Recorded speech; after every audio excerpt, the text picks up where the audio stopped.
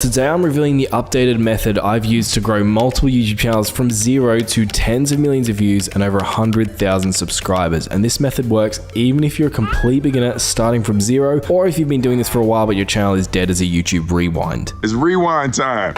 So let me show you exactly what it is and how it works. See, once upon a time, I got this email from Joseph, and he said, I've been trying to do YouTube for a while, but I just can't seem to get over 10 views on any videos, no matter what I do.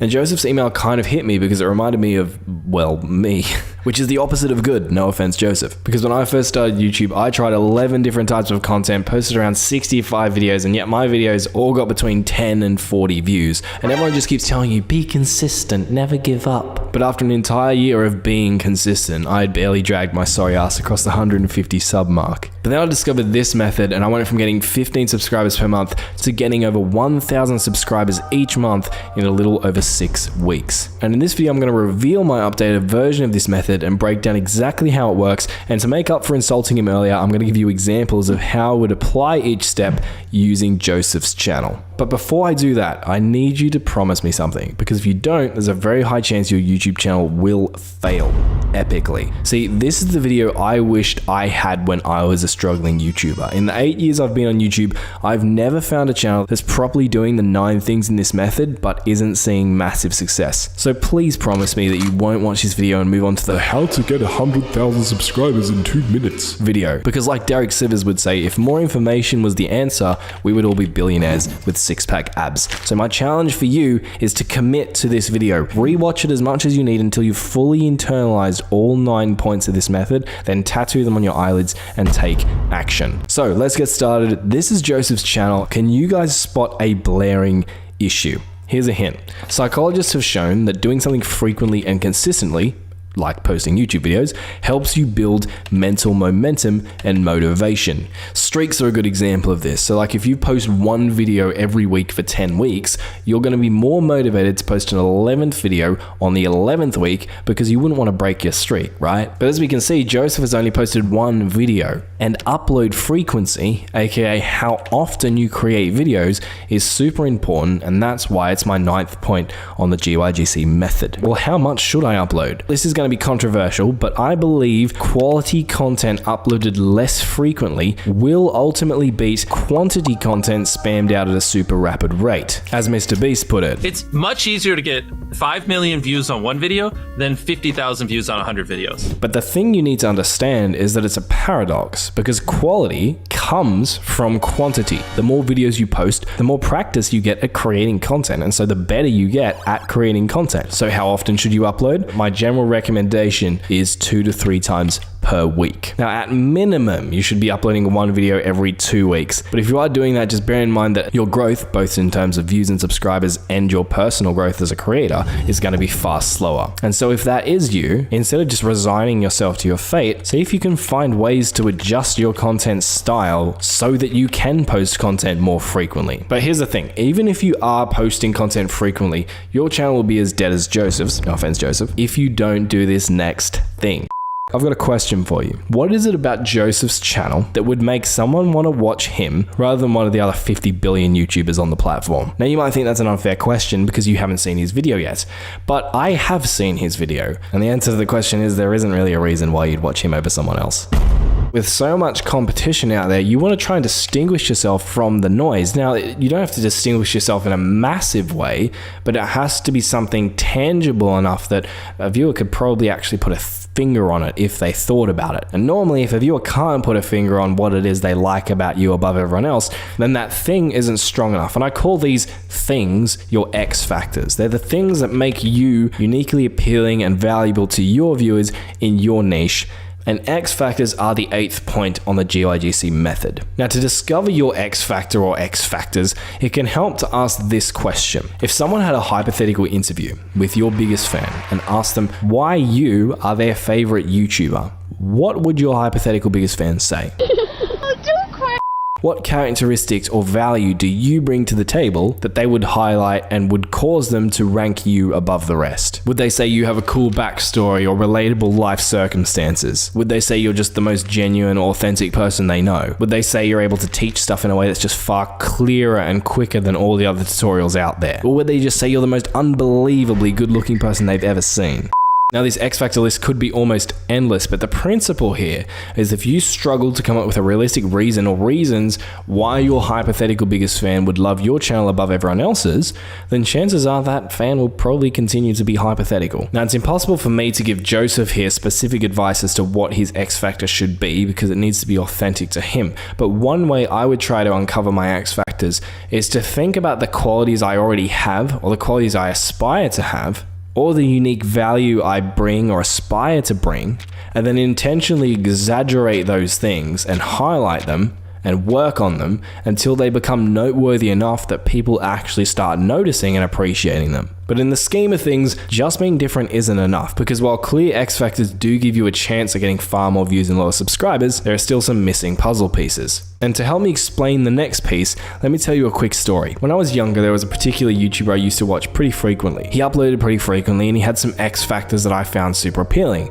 He was really funny, he was down to earth, and he involved his family in his videos. And for a number of months, I remember religiously watching this person. He was my favorite YouTuber, but then something changed. He started trying to act cool. He stopped filming videos with his family. He jumped on the whole diss tracks and debate train. And while he had every right to grow and evolve as a person and a creator, I just found myself not really liking him much anymore. I used to be able to come to his channel, turn on one of his videos and get a certain type of experience, but now when I came to his channel, I didn't know what was in store for me. I couldn't trust him anymore. I used to feel like I knew him and I could rely on him to be a certain type of person, but now he was just too inconsistent. And so even though the algorithm kept promoting his videos to me for a while after that, I stopped clicking on them and I stopped watching them. And this would have sent negative signals to the YouTube algorithm about those videos, which made it less and less likely that the algorithm would promote future videos to me or people who have similar viewing habits and interests as me. And eventually the algorithm just gave up entirely and just stopped promoting. And what we can learn from this example here is that if you're very inconsistent, it's going to confuse your viewers and the algorithm, which leads to less promotion and less views. And that's why consistency is the next point on the method. Now, it's hard for me to rate the consistency of Joseph's channel here because he's only got one video, but hopefully as the example I just shared illustrated, you should know that consistency matters and there's a lot more to consistency than just having a consistent upload schedule. Being consistent includes things like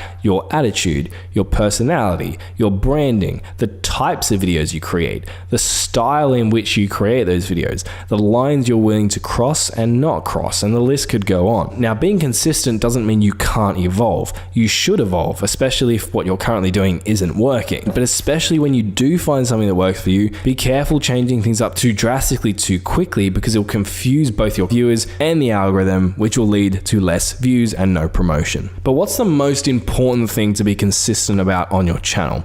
Well, there is one thing that if you're inconsistent about it, could literally make or break your entire channel. Because one of the biggest problems we have on YouTube is competition. For example, if you're creating Minecraft Let's Plays, you are by default competing with massive creators for the attention of people who want to watch Minecraft Let's Plays.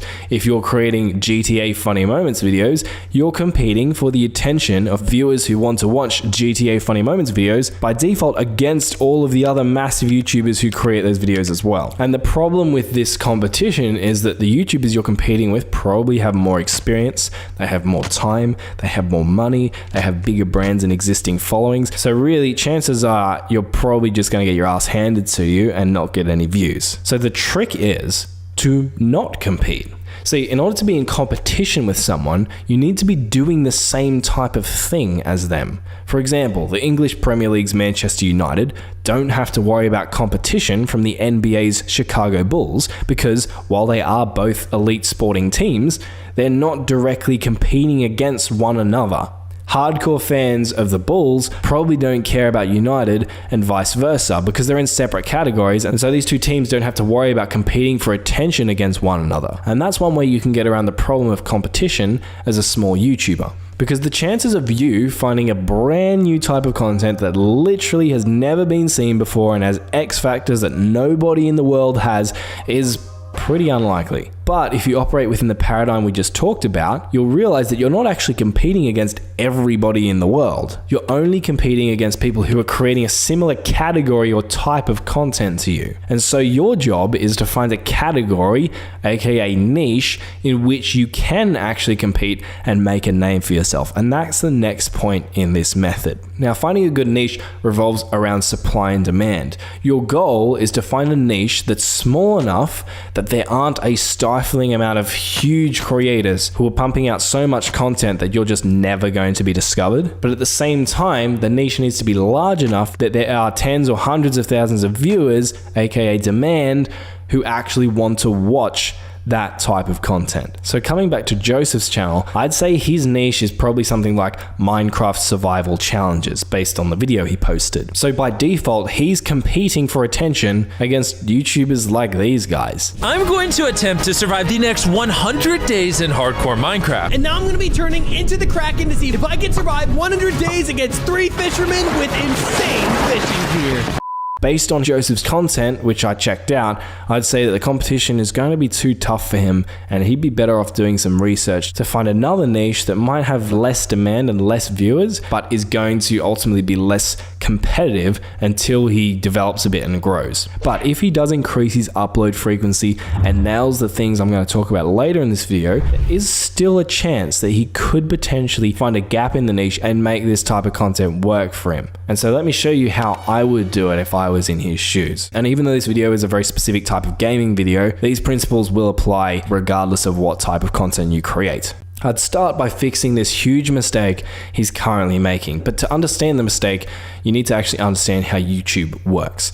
YouTube's goal is to make money, and YouTube makes money by getting viewers to watch ads. For example, every time a viewer clicks on a new video, they get a new ad. YouTube makes bag. I like money. And generally speaking, the more time viewers spend on YouTube as a platform, binging videos, etc., the more money YouTube makes. So the algorithm is designed to reward channels that get viewers to spend, you guessed it, a lot of time on the platform. So for example, if you're a creator who has 3 videos, and on average, your viewers watch all 3 of your videos when they come to one of them, you're going to do a lot better than another creator who also has 3 videos, but on average, when people click onto his channel, they only really watch 1 video. So instead of just trying to increase your watch time on individual videos, you want to try and think about increasing your session time across multiple videos. If you get lots of session time, you'll get lots of promotion from the algorithm and views. So prolonging your viewers' overall sessions is super important, and that's why it's the next point on this list. And so Joseph here has a very obvious problem immediately, and that is that he only has 1 video on his channel. By default, if someone comes to his channel, there's not really much they can do to extend the session other than rewatching the exact same video, which most people probably aren't going to do. So right off the bat, the recommendation here is he needs to put at least 5 videos on his channel. So if someone comes in, enjoys one of his videos,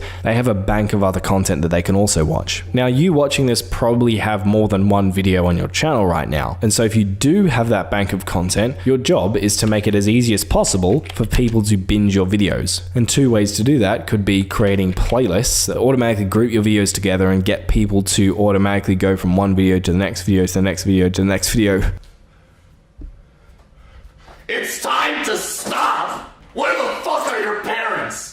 And another thing you can do is to try to create call to actions at the end of your video that kind of create feedback loops where someone clicks on your video, they get to the end of your video, they hear you promote another one of your videos, and they click on another one of your videos, and they get to the end of that video and they hear you promote another one of your videos, so they click on that one, and they just get stuck in a web of your content, and the loop just keeps on going. So what's the easiest or best way to get people into feedback loops so you can start getting that session time flywheel cranking? Well, to do that, first you have to fix another massive mistake Joseph is making, which most of you watching this are probably also making as well, and it's making YouTube kill your reach. See, while creating this video, I watched Joseph's video a few times, and here are some things I noticed. The first second or so of the video is actually just a blank screen. Then it switches to a scene of Joseph standing in very non-ancient city-esque surroundings. There's not much going on at all, and as a viewer, it's not very stimulating for me. Then the following 30 seconds is spent where Joseph is crouch walking down a tunnel at a ridiculously slow speed as he drifts closer to imminent death at a painstakingly slow pace. Moving on from the intro, I could probably count the number of cuts in this video on one hand. And there are multiple sections in the video where there are between 5 and 10 seconds of silence in the commentary where not very much is going on.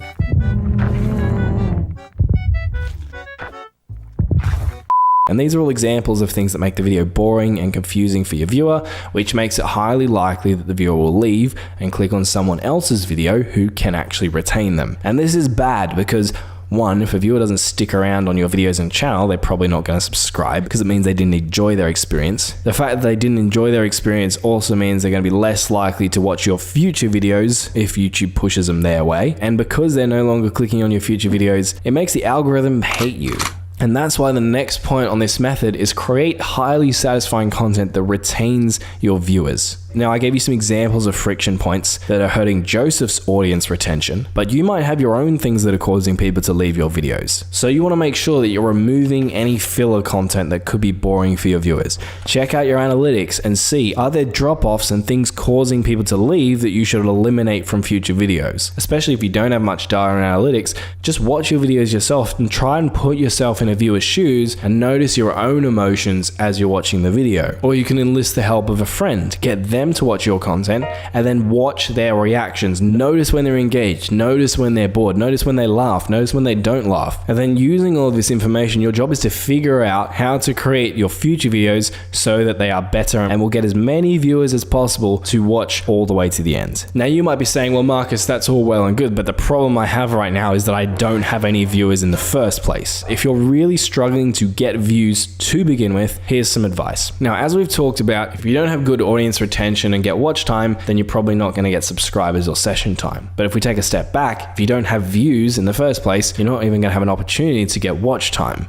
But if we take an even further step back, if you can't get people to click on your videos, then you can't even get views. And so improving your click-through rate, in other words, and making your videos more clickable when people see them listed on their homepage or in the search results is incredibly important, because if you can't nail that, then everything else just falls in a heap. And so if you can do one thing to get more promotion from the algorithm, in general, it's probably increasing your click-through rate. And so that's why increasing the percentage of people who click on your video after they see it is one of the most important points on the GYGC method. Now, the way you improve your click-through rate is primarily through your titles, thumbnails, and the first few lines of your description can play a small part as well. But basically, you need the things I just mentioned to grab your impressions by the eyeballs. And so instead of me just telling you how to design a good thumbnail or write a good title, I want to actually give you an example of how to do this, because I'm willing to bet Joseph's click-through rate for this video is pretty bad, and I'll show you exactly what principles and techniques I would use to design a high click-through rate title and thumbnail combo using Joseph's channel as an example. And even though this video is a very specific type of gaming video, these principles will apply regardless of what type of content you create. But before I can do that, I need to introduce you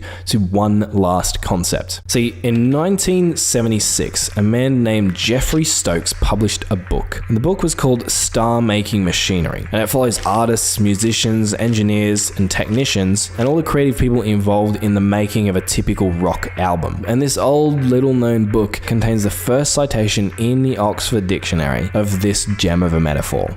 You can't polish a turd. Now, despite the fact that you can in fact polish a turd, as proven by Mythbusters, you know, the casual viewer might look at this and say, crap.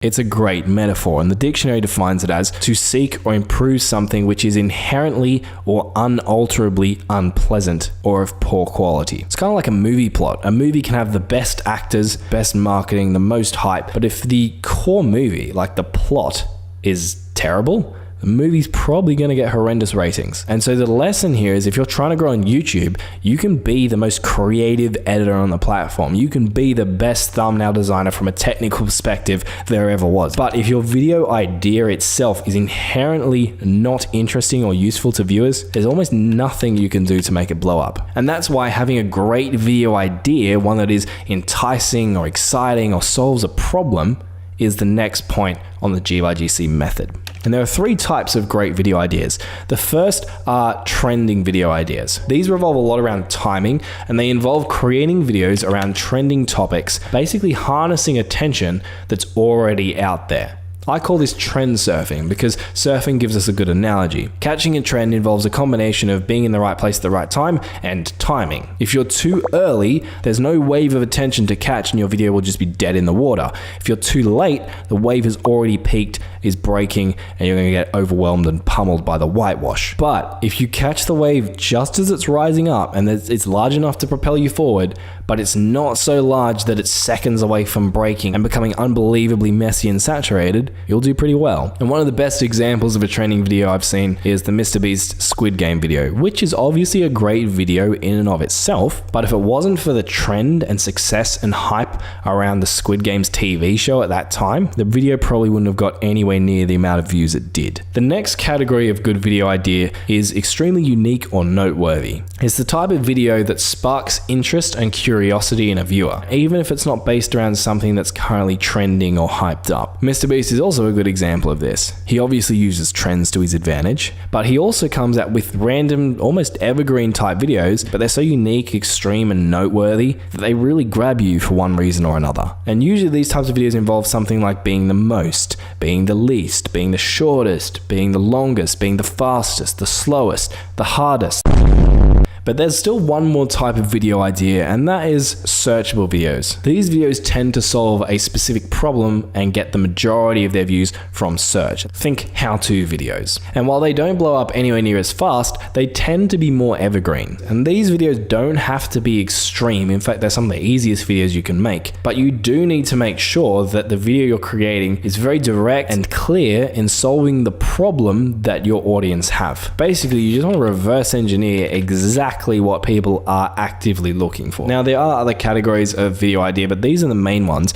And video ideas is why I earlier didn't give specific feedback on Joseph's title or thumbnail or video, because improving what he's currently got would only incrementally improve his results, because I don't think his video idea is that good. Ancient cities are old news, so there's not really much hype or trend around that. And surviving in an ancient city also isn't something a lot of people are searching for. But the good news is we can take the ethos of this style of content but adjust the idea slightly and make it so much better. So personally, if I was doing this, looking at this type of video, I'd probably go down the extreme noteworthy angle. And there are a couple of different angles we could take. We could go with the survival angle, which would be something like, I survived in a cursed deep dark biome for 100 days. Or we could go with an angle of what actually happens in the video. In this video, Joseph survives and fights the warden mobs that spawn in the ancient city. And so we could make that extreme, maybe use some cheats or mods or something, and do something like, I fought 100 wardens in a cursed ancient city. Now, these two ideas are, I think, a lot better than what we currently have. But in a perfect world, I probably want to combine the survival and sort of unique horror combat aspect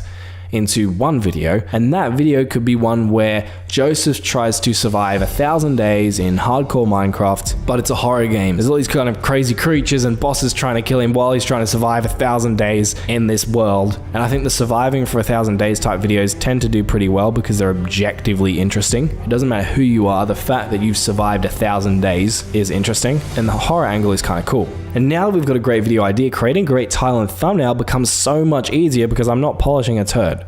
So for the title of this video, I'd probably go with something along the lines of, I survived 1,000 days in hardcore Minecraft, but it's a horror game. Or I survived 1,000 days in cursed hardcore Minecraft, or something like that. I could potentially go with both and like test both of them and see which ones get better results. And for the thumbnail, overall, I'd want to give it kind of like a creepy hellscape vibe. I'd probably do like a comparison thumbnail to show like a before and after, because those work quite well. You can see I've whipped up something here. We've got day 1 on one side and then day 1,000 on the other. arrow pointing across to kind of show like we went from this to this. The day one scene here is horror-esque. You can see it's almost got that Slender Man kind of pixelated horror vibe. And you've got old mate kind of creepily staring at you from behind a tree, but it also kind of gives off like just starting out vibes. You're in a forest, it's dark, there's no building around. It's very day one vibes. Whereas obviously the day 1000 is completely different. Now, one of the main problems I do have with this thumbnail is while keeping day one simple and making it feel like a day one is important, and also showing off what actually happened on day 1000 is also really important, the thing we are kind of missing is showing off the extreme sort of mobs that we encounter in the video.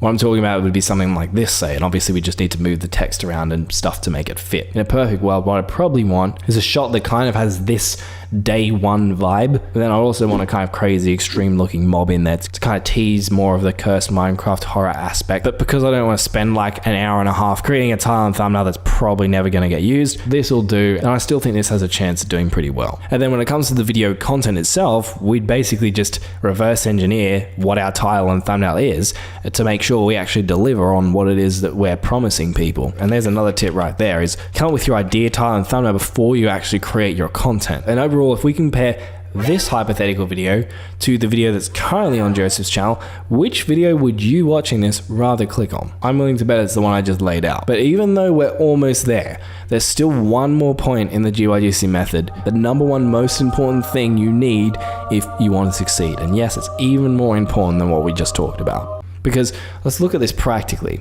If you take a 30,000 foot view, over the long term, you are the driving force behind your channel. Without you, the GYGC method, or any other kind of growth method for that matter, is about as useful as a waterproof tea bag. Another way to think about it is if the GYGC method is your vehicle to success, then you are the engine. And if the engine isn't operating at its fullest, or if it just flat out breaks down and burns out, then regardless of how great the rest of the vehicle is, it's not going anywhere. So you're going to hate me for saying this, but this is why I genuinely believe that cultivating a winning mindset is the number one most important point in the GYGC method, but it's really broad and vague. So the question is, how do you actually do that? I have been lucky enough to personally know and work with a bunch of very successful YouTubers, and here are some things I've observed about their mindsets. They surround themselves with people who lift them up and give them energy, rather than people who drag them down and deplete them. They have an almost unhealthy, obsessive level of hunger to succeed and overcome the obstacles no matter what it takes.